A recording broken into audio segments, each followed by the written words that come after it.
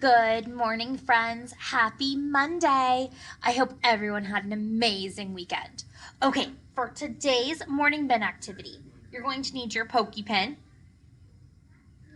And then you'll have one of these pokey pen activities: a scissors, a marker, a notebook, a book, crayons, an apple, a pencil, or glue. Okay, so all of our friends have different ones. So I'm doing this on the carpet so that I can push my pokey pen into something that is soft instead of doing it on the table. So I'm sitting on the carpet in our classroom.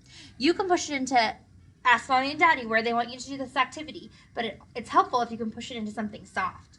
So I'm going to go around and I'm going to poke my pokey pen into the dotted line. So I'm poking it out, and see how I'm pushing it into the carpet?